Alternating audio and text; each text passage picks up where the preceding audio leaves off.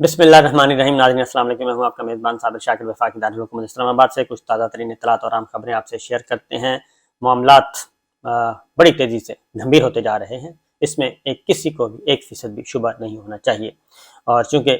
کچھ ایسی اطلاعات آ رہی ہیں، کنفرم مصدقہ اطلاعات آ رہی ہیں کہ جناب معاملات جو ہیں وہ دن بدن نہیں بلکہ لمحہ بلمحہ پھنستے جا رہے ہیں، ڈیڈ لاک کی طرف جا رہا ہے سچویشن، اور لڑائی کی طرف جا رہا ہے۔ اور یہ ساری کی ساری کشیدگی بڑھا کون رہا ہے؟ اصل بنیادی بات یہ کشیدگی کون بڑھا رہا ہے؟ اس کشیدگی کو بڑھانے میں فائدہ کس کا ہے؟ اور سچویشن نارمل رہتی ہے اور ایک سموتھ ہوتی ہے، فنکشننگ ہوتی ہے، سموتھ فنکشننگ میں کس کا فائدہ ہے؟ سموتھ فنکشننگ میں فائدہ ہے اپوزیشن کا، اس وقت کی اپوزیشن کا، پاکستان تحریک انصاف کا۔ لیکن دوسری جانب اگر کشیدگی بڑھاتے ہیں، لڑائی بڑھتی ہے، تو اس کا فائدہ کس کا ہے؟ اس کا فائدہ حکمران اتحاد اور خاص طور پہ مسلم لیگ نواز۔ یہ ایک بڑی ہی گیم چل رہی ہے ودن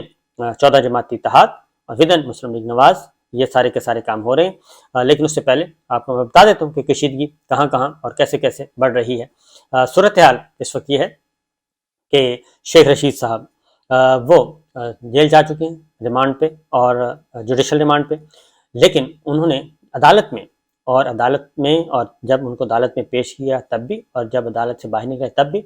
ان کے ساتھ مین ہینڈلنگ بھی کی گئی، اور ان کو دھکے بھی دیے گئے، اور کافی زیادہ دیے گئے، ان کے ساتھ بدسلوکی کی گئی، یہ کہنا۔ اور یہ بدسلوکی باقاعدہ طور پہ ایسا لگ رہا تھا کہ دانستہ کی جا رہی ہے،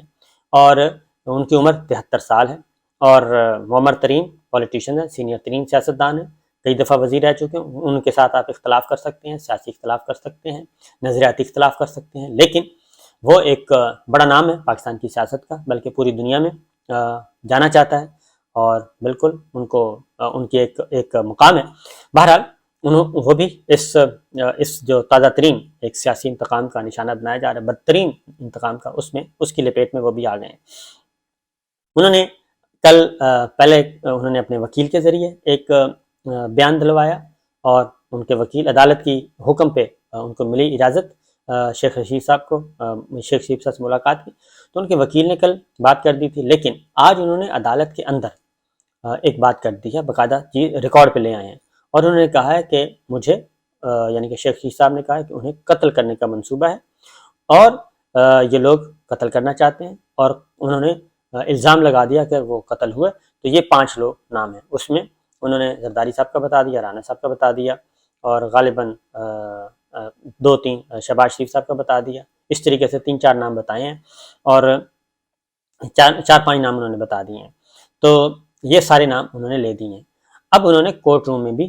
مجسٹریٹ صاحب کے سامنے بھی یہ بات کر دی، اور جو فیصلہ باہر آیا ہے، جو تحریری فیصلہ جو ان کی جوڈیشل ریمانڈ پہ ان کو بھیجنے کا فیصلہ آیا عدالت نے وہ ساری باتیں ان کے اسٹیٹمنٹ کو ریکارڈ کا حصہ بنا دیا ہے، یعنی جوڈیشل ریکارڈ کا حصہ بن گیا ہے شیخ رشید صاحب کا اسٹیٹمنٹ، اور یہ ایک سٹیپ اور آگے چلے گئے، یعنی ان کے خلاف مقدمہ یہ درج کیا گیا تھا کہ جناب انہوں نے الزام لگایا ہے، اور الزام لگایا ہے، اس کی بنیاد پہ ان کو بلایا جا رہا تھا اور ان کو گرفتار کیا جا رہا تھا، لیکن انہوں نے اس ایف آئی آر کو جو ایف آئی آر کاٹی گئی تھی، اس کو انہوں نے عدالتی ریکارڈ کا حصہ بنا دیا ہے، یعنی کہ یہ بہت ہی ایکسٹریم خطرناک کام ہو گیا۔ اس کے بعد اب اگلا اس عدالت کی فیصلے میں، یعنی کہ جو پولیس ریمانڈ جو ہے ریجیکٹ ہوا ہے، اس میں عدالت نے وہ بات پہ لکھ دی ہے کہ انہوں نے کہا ان کی جان کو خطرہ ہے، لہٰذا انہوں نے جوڈیشل ریمانڈ پہ جیل بھیجا، اڈیالہ جیل، اور عدالت نے اپنے فیصلے میں لکھ دیا ہے کہ اب جیل انتظامیہ ذمہ دار ہے کہ شیخ رشید صاحب کی سیکورٹی کی ذمہ دار جیل انتظامیہ ہے، جیل پولیس ہے کہ وہ ان کی حفاظت کریں، یعنی وہ یک نہ شد دو شد، یہ ڈبل کام ہو گیا ہے، اور اسی لیے انہوں نے ریمانڈ بھی نہیں دیا عدالت نے۔ اور دوسرا، سندھ پولیس سے جو آئے تھے ایس ایچ او صاحب یا پولیس آفیسر، جنہوں نے ان کو مانگا تھا، راہداری ریمانڈ مانگا تھا اور شیخ رشید صاحب کو اپنے حوالے، تو عدالت نے شیخ رشید صاحب کے ان کنسرنس کو ویٹ دیا، وزن دیا ہے، اور ان کو اہمیت دی ہے، اس لیے ان کو وہ ریمانڈ بھی، ان کی راہداری ریمانڈ کی درخواست بھی خارج کر دی۔ تو یہ تو معاملہ ہی بالکل اپوزٹ ہو گیا ہے، یہ تو چیزیں ہی بدل گئی ہیں، یعنی کہ جس مقصد کے لیے شیخ صاحب کو گرفتار کیا جا رہا تھا، شیخ صاحب نے وہی اسٹیٹمنٹ ریکارڈ کروا دیا عدالت میں۔ اس کی سنگینی ہو سکتا ہے آنے والے دنوں میں احساس کسی کو ہو، یہ شیخ صاحب نے بڑے سوچ سمجھ کے یہ کام کیا، کیونکہ ایک بات بتا دوں کہ شیخ صاحب پیشے کے اعتبار سے وکیل بھی ہیں اور سپریم کورٹ میں اپنا مقدمہ خود پیش کر چکے ہیں، اور انہوں نے وزیر اعلیٰ پنجاب، نگراں وزیر اعلیٰ پنجاب محسن نقوی کی تقرری کو بھی چیلنج کیا ہوا ہے، اور اسلام آباد لاہور ہائی کورٹ میں ان کی تقرری کی درخواست پینڈنگ ہے اور نوٹسز ایشو ہو چکے ہیں۔ یہ تو ہے اس وقت کی بڑی خبر، شاید یہ کسی کو اس کی سنگینی کا اندازہ نہ ہو۔ بہرحال یہ ایک بہت ہی کہنا چاہیے کہ پاکستان کی سیاست میں خونی قسم کا کام شروع ہو گیا، اور یہی کام عمران خان صاحب بھی عائد کر چکے ہیں۔ عمران خان صاحب عائد کر چکے ہیں کہ انہیں بھی یہی گروپ جو ہے وہ قتل کروانا چاہتا ہے، اور وہ انہوں نے الزام لگایا ہوا ہے، اور وہ ایک الگ بحث ہے۔ یہ ایک بالکل دوسری طرف چیزیں جا رہی ہیں۔ بہرحال آگے بڑھتے ہیں، کچھ اور خبریں۔ شیخ صاحب کا موبائل استعمال ہو رہا ہے۔ اگلی بات یہ ہے، فواد چودھری صاحب کا موبائل ابھی تک پولیس کے پاس ہے، وہ نہیں ملا، پھر انہوں نے نئی سم لی ہے، وہ انہوں نے جاری کیا، انہوں نے شکریہ ادا کیا ہے بہت زیادہ۔ لیکن اب ایک اور خطرناک کام ہونے جا رہا ہے، کیونکہ چیزیں جو ہیں وہ کافی بڑھتی جا رہی ہیں۔ ایک اور قانون جو ہے وہ کہتے ہیں کہ ڈرافٹ تیار کر کے آ چکا ہے کابینہ کے پاس، فوج اور عدلیہ کو بدنام کرنے پر 5 سال سزا کی تجویز کی گئی ہے۔ یہ ایک ڈرافٹ ہے، یہ رپورٹ بھی ہو چکا ہے۔ ڈان اخبار نے، ڈان نیوز پیپر نے یہ کر دیا ہے جی، اس کو رپورٹ بھی کر دیا ہے۔ وفاقی حکومت اس میں جو تیار کیا گیا ڈرافٹ، یہ وہ کہتے ہیں جی کاپی بھی موجود ہے، اور وزارت قانون کی جانب سے یہ تیار کردہ ڈرافٹ ہے وزارت داخلہ کے ذریعے وزیر اعظم اور وفاقی کابینہ کو پیش بھی کر دیا گیا ہے۔ اور اس میں جو خاص بات ہے وہ یہی ہے کہ سوشل میڈیا پر فوج اور عدلیہ پر تنقید کی جا رہی ہے، اور اس لیے یہ قانون لایا جا رہا ہے۔ فوجداری قوانین میں ترمیم کی جا رہی ہے، اور ترمیمی ایکٹ 2023 کا نام دیا جا رہا ہے اس کو، تعزیرات پاکستان 1860 میں۔ اس کو سیکشن 500 کے بعد 501 کی نئی سیکشن کی تجویز دی گئی ہے، جس کو ریاستی اداروں کے جان بوجھ کر بدنام کرنے اور تضحیک کرنے کا نشان کا نام دیا گیا ہے۔ اور ڈرافٹ میں یہ کہا گیا ہے کہ جو کوئی عدلیہ یا مسلح افواج ان کے کسی بھی رکن کو بدنام کرنے یا تضحیک کا نشانہ بنانے کی نیت سے کوئی بیان دے یا معلومات کسی بھی ذرائع سے پھیلائے تو اس کو قید کی سزا کا مرتکب قرار دیا جائے گا، اور 5 سال تک توسیع، اس میں 5 سال تک توسیع یا جرمانے کے ساتھ سزا ہو سکتی ہے۔ جرمانہ 10 لاکھ روپے ہوگا، جرمانہ اور قید دونوں سزائیں بھی بیک وقت دی جا سکتی ہیں۔ تعزیرات پاکستان کے شیڈول 2 میں سیکشن 500 کے ساتھ 501 کا اضافہ کیا گیا ہے، جس کے تحت مجرم کو وارنٹ کے بغیر گرفتار کیا جائے گا، اور الزام ناقابل ضمانت اور ناقابل مصالحت تصور کیا جائے گا، یعنی کہ نہ ہی ضمانت ہو سکتی ہے نہ ہی صلح ہو سکتی ہے، اور اس کو صرف سیشن کورٹ میں چیلنج کیا جائے گا، یعنی کہ میجسٹریٹ اور ایڈیشنل ڈسٹرکٹ اینڈ سیشن جج نہیں، صرف سیشن کورٹ میں سیشن جج صاحب سنیں گے۔ کابینہ کی سمری میں یہ بھی بتایا گیا کہ ریاست کے مخصوص اداروں کو حال ہی میں بہت بدنام کیا گیا ہے، اس لیے اس کی ضرورت محسوس کی گئی ہے، اور یہ کہا گیا کہ ذاتی مفادات کے لیے سائبر مہم شروع کی گئی، جس کا مقصد مخصوص ریاستی اداروں اور ان کے عہدیداروں کے خلاف اشتعال دلانا اور نفرت پھیلانا ہے۔ اور یہ بھی اس بل میں ہے جی کہ اس طرح کے حملوں میں ملک کے ریاستی اداروں کا استحکام، شہرت اور آزادی کو جان بوجھ کر داغ کیا جا رہا ہے۔ عدلیہ اور فوج کے عہدیداروں کو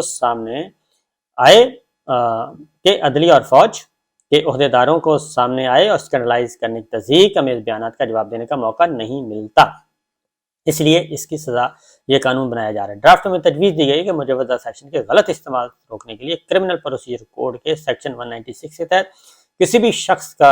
ادراک کرنے یا کسی کے خلاف فرسٹ انفارمیشن رپورٹ درج کرانے سے پہلے وفاقی حکومت سے لازمی طور پہ منظوری لی جائے گی۔ یعنی یہ کابینہ وفاقی حکومت سے مراد ہے وزیر داخلہ، ظاہر ہے وزیر داخلہ ہوں گے یا پھر وفاقی کابینہ میں جائے گا، اور وہ فیصلہ کریں گے جی کہ ایف آئی آر درج ہونی ہے نہیں ہونی، اور ہو گئی تو اس کے بعد پھر کام آپ کے ہاتھ سے نکل گیا، نہ پھر یہ ضمانت ہو سکتی ہے نہ پھر مصالحت ہو سکتی ہے، 5 سال قید ہوگی اور 10 لاکھ روپے جرمانہ ہوگا۔ تو لیکن اصل مسئلہ یہ ہے کہ اس کو پی ایف یو نے بھی اس کو مسترد کر دیا، صحافتی تنظیموں میں بھی مسترد کر دیا ہے، شیخ رحیل اصغر انہوں نے بھی مسترد کر دیا ہے، خاقان عباسی صاحب نے بھی اس کو مسترد کر دیا، شیریں مزاری صاحبہ نے بھی اس کو ڈرکونین لا کہہ دیا ہے، اور اس طریقے سے باقی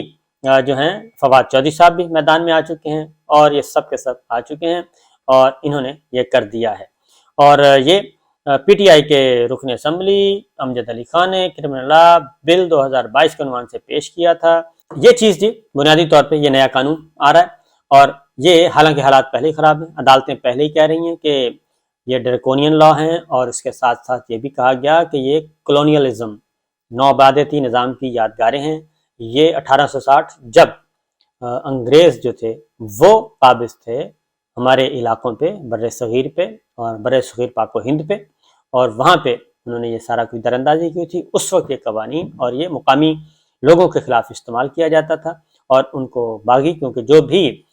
ये अंग्रेज़ राज के ख़िलाफ़ उठता था उसके ख़िलाफ़ फ़ौरन ही इस तरह के कवानीन बना दिए जाते थे और ये कवानीन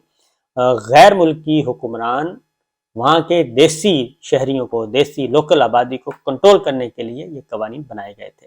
लेकिन अब ये इस्तेमाल वापस से चल रहा है और अब ये अपने ही रियासत, अपने ही इदारे, अपने ही शहरियों के ख़िलाफ़ ये इस्तेमाल करते हैं। तो इसमें माजी में भी ये सब कुछ किया गया, तो आइन मौजूद है पहले से ही, और इस तरह के अगर कवानीन बनाए जाते हैं तो मेरा ख्याल है कि ये काफ़ी ख़तरनाक होंगे। और पहले ही पाकिस्तान का जो इंडेक्स में दर्जा है वो बहुत ही नीचे है, जहाँ पे इज़हार राय की आज़ादी बिल्कुल दुरुस्त है। ऐसे कवानीन पहले से मौजूद हैं कि जिसमें आप इदारों को, खा वो जुडिशरी है, खा वो अफ़वाज पाकिस्तान है, लेकिन उसके साथ साथ पार्लिमान भी, ये नहीं होना चाहिए कि वज़ीर आज़म, सदर, वज़रा इनको और जो मर्ज़ी करें। और ख़ास तौर पे माजी में भी हुआ, माजी करीब में हो चुका है, जुडिशरी को भी बहुत ज़्यादा बदनाम किया गया, लेकिन उस पर कोई एक्ट नहीं किया जाता। और अगर खुदा न खास्ता कभी जुडिशरी एक्ट करे भी तो भी बहुत ज़्यादा तनकीद का निशाना बनाया जाता है और इक्का दुक्का ही जुडिशरी जो है वो एक्ट करती है, एक्शन लेती है, लेकिन उस पर भी तनकीद की जाती है। तो लिहाजा इस तरह के कवानीन बनाने के बजाय होना ये चाहिए कि ऐसा माहौल ही नहीं होना चाहिए कि अवाम और इदारे एक दूसरे के मद्दे मुकाबिल हों। और इसमें लाजमी है कि जब इदारे और अवाम एक दूसरे के साथ जुड़े हुए होंगे, एक दूसरे को तहफ़्फ़ुज़ फराहम करेंगे, एक दूसरे का ख्याल रखेंगे, एक दूसरे के साथ हुस्न सलूक करेंगे, तो फिर किसी की ज़रूरत नहीं होती। आखिर क्या वजह है कि पहले हमारे ट्रकों के पीछे हमारी जो तस्वीर लगी होती थी, ट्रक ड्राइवर लगाते थे, रक्शे वाले लगाते थे, बसों वाले लगाते थे, हमारे जो फौजी हुक्मरान हैं, हमारे फौजी जर्नैल हैं, उनकी तस्वीरों को लगाया जाता था।